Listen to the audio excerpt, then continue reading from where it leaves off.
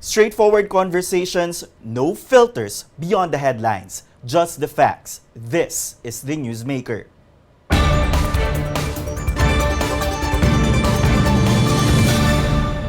Thank you for joining Newswatch Plus. I'm Tristan Udalo.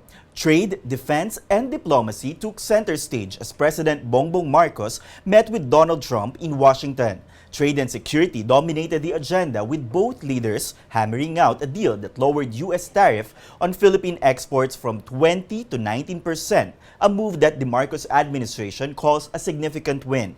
For the president, the visit wasn't just about policy, it was a global stage to strengthen diplomatic ties, secure economic relief, and reassert Philippine influence in the Americas strategic map. Today's Newsmaker, Philippine Ambassador to the United States, Jose Manuel Romualdez. Ambassador Romualdez, thank you for joining us from Washington. Let's begin with the big picture. Your thoughts in the outcome of this historic first in-person meeting between President Trump and President Bongbong Marcos. Well, I think it was an excellent meeting. Excellent because they hit it off very well.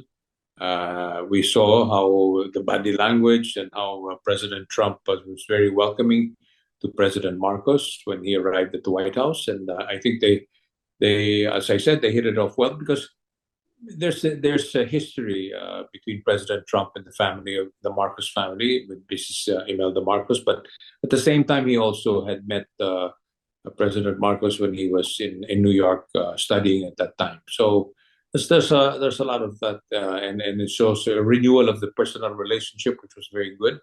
And I think overall it was an excellent opportunity for both leaders to get to know each other once again, and perhaps this time discussing a lot of the stuff that we need to discuss on the many issues surrounding our region, and at the same time, of course, the tariff and many other things that we can do with the United States.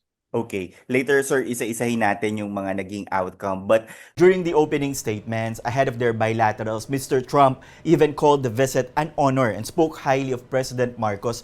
Siguro ang tanong is, how significant is it that Marcos was the first Southeast Asian leader invited to the White House in Trump's return to office? Yeah, well, like I said, it's a first, as you mentioned, the first ASEAN leader.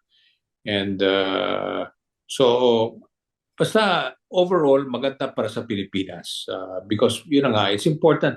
We all know that President Trump really values personal relationships with leaders, and I think that's a big plus for us. Whatever way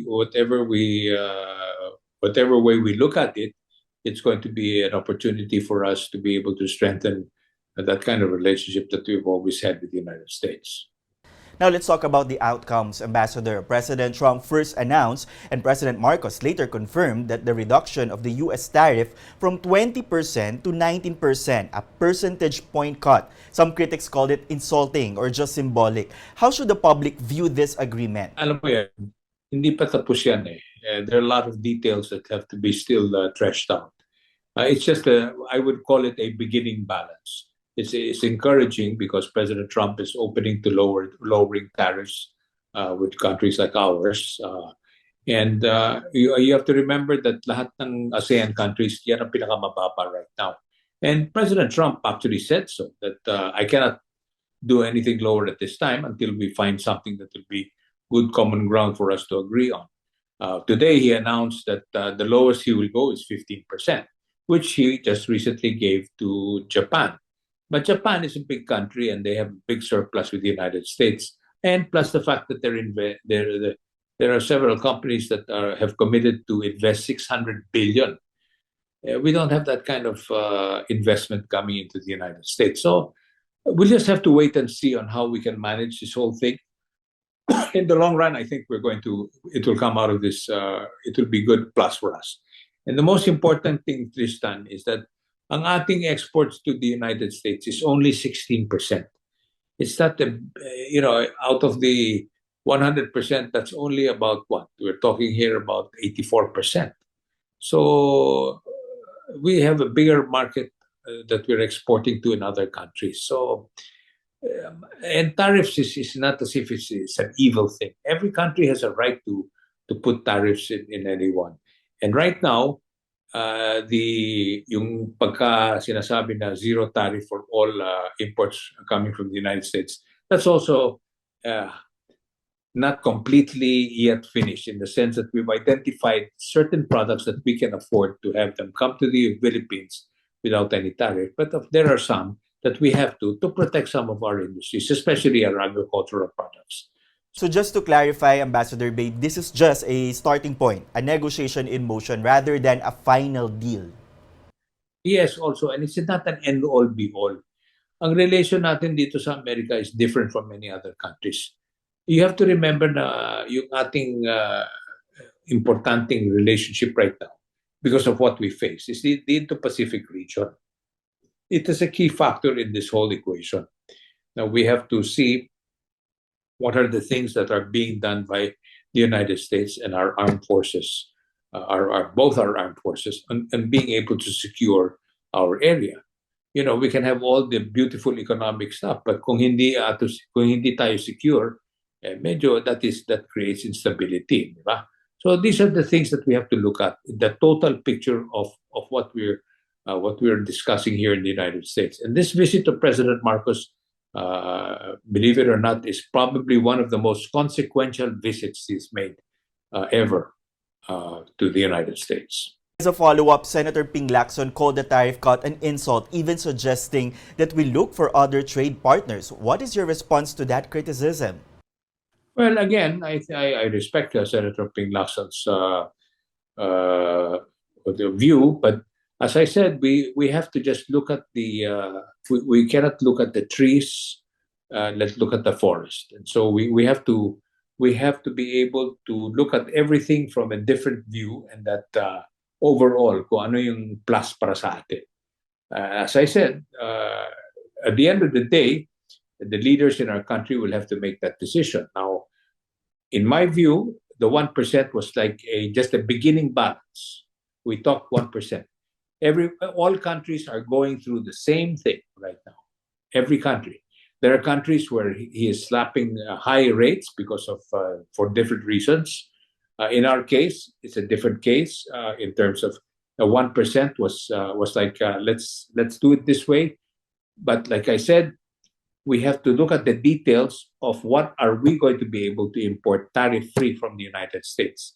That is where the real discussion point is. And if you see what we've been able to do, especially our economic managers and those that are responsible for this negotiation, headed by Secretary Decco, it's a different story altogether. So that's why I think it's kailangan himayin muna natin before we look at it from that point of view na binigay lang sa atin itong ganito.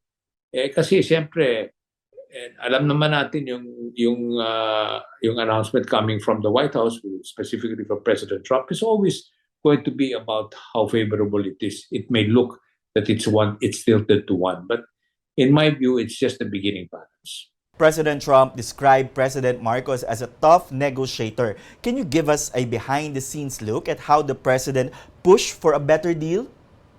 Hindi yung numero ang importante.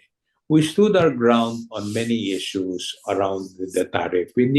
Maraming na hindi maibigay o ayaw ibigay ni President Marcos. And that is to protect some of the industries. And in-explain naman namin sa lahat sa mga. This was even explained already thoroughly during the trade negotiations, that there are some areas that we cannot allow tariff-free importation, lalo na sa agricultural products. So, hindi as if pinigay namin lahat, sige, okay na to sa amin. Hindi ganun yun. That is totally incorrect. Now let's shift to security, Ambassador Babe. So while President Marcos repeatedly mentioned our ironclad alliance with the US, Mr. Trump also said the Philippines can continue dealing with China. Paano kaya yun, sir, mare-reconcile? While China is considered to be a threat dito sa South China Sea, and yet President Trump is saying maintain good relations with, or you can have your own relations with China. Well, we've been reaching out to China. We've been doing still a lot of trade with China. We've always said, maski na even during the time of the President Duterte and even previous administrations, matagal na yung problema natin dyan sa South China Sea. Hindi natin sarado yung pintuan. So it's important na alam lahat na tayo, we're an independent, sabi nga ni President Marcos, we have an independent foreign policy, and our policy is to reach out to all countries and be able to peacefully resolve the issues around them. But at the end of the day, kung ano yung mabuti para sa atin, gagawin natin. So it's not quite, again, we of course we appreciate President Trump's view that you have your own a way of being able to resolve issues with China, because that's the same thing that they're doing here. So it's correct that you can continue to do whatever you're doing with China as far as reaching out in having more economic activity and at the same time resolving issues peacefully. And was the issue of the West Philippine Sea, particularly the impact on our fishermen, extensively discussed in the meetings or side conversations? Hindi naman. It was just an accepted fact that we have these problems right now on some of what we're doing in the South China Sea, especially yung ating mga fishermen, which is really a major concern for us. At the end of the day, yung ating mga fishermen is the one that we are really looking after. We want them to be able to do what they've been doing for so many years, for hundreds of years, sabi nga ni President Marcos, na hindi naman tama yung tinitigil sila in their own fishing grounds. Yun lang naman. So, other than that, I think generally the discussion on defense security was already thoroughly digested, and we are it's firm that we will continue to do what we've been doing over the past number of years. On the defense side, are there any short-term commitments we should look out for, Ambassador? Well, tuloy-tuloy naman yan eh. Hindi naman tumitigil yan eh. No matter what happens, whether we have a trade deal or not, we already have, that's in place already eh. That's not the one that's not never been a problem. As I said, ang importante dito is for us to be able to explain, and not explain really, but to point out to our partners, not only to the United States, that kailangan sabayan economic and defense go hand in hand. Para ganon, we will have the capability of being able to defend ourselves even economically. There's such a thing as economic coercion, di ba? So kailangan yan, makasama yung dalawa na yan para talagang solido yung relationship. Yan, and that has been clearly pointed out to here in the United States. And was there any discussion on expanding EDCA sites or deploying more missiles or other military cooperation beyond what we have seen and known so far? There's been no discussion along those lines. Right now, I think we're already satisfied with the current situation, the current agreement we have with the United States. There's no need to really expand it any further. It's more on modernizing our armed forces that is now in play right now. Okay. And finally, are we expecting any follow-up visits this year? Will President Marcos return to the U.S. for the UN General Assembly, or has President Trump confirmed a trip to Manila for the ASEAN Summit? Oh, well, yes. Yung kinausap namin siya after the lunch, we had a little bit of a tete-a-tete, so to speak, no, doon sa Oval Office. At tinanong ko sa kanya. So, Mr. President, you'll be seeing you in Manila. Sabi niya, yes, I will definitely go. Sinabi nga niya doon sa Oval Office during the open thing with the media, if I'm invited, I'll go. So, inimbita siya definitely ni President Marcos. So definitely we're confident that we will take President Trump's word that he will come to the Philippines to visit. And I think it's going to be a good one because, as I said, we have good personal relationship. President Marcos has good personal relationship with President Trump. And I can see that that's going to develop even better and down the road. And as I said, wag natin titingnan itong nangyari ngayon, magre-react tayo masyadong negative ang tingin natin. Kasi pag lagi na lang ganun ang isip natin na anong makukuha natin, walang mangyari sa atin sa ganyan. We have to always look at it. Ano bang mabuti para sa atin at saka makakabuti sa the whole relationship and also the entire Indo-Pacific region. And I always look at everything with the silver lining. Itong ganito, This will force us also. Tama si Senator Lacson, maghahanap tayo ng ibang trading partners. Marami ng bayan na ganun na rin ang ginagawa nila. Hindi tayo dependent on one particular country kasi nagpapalit rin yung policies nila. And every country has a right to change their policy. You know, maybe one day we will say that we're doing so well. We will say that from now on, no more import. You have to pay 80% tax. Pwede natin gawin yan kung malakas yung ating ekonomiya, di ba? May kanya-kanya tayong diskarte, in other words. So every country has a right to do, which is what President Marcos is saying. Hindi naman tayo ang nag-i-impose sa sarili natin na ganyan. We are finding ways to be able to continue having an economic relationship with the United States. And it is not true that we're giving everything and getting nothing for it. That is absolutely incorrect.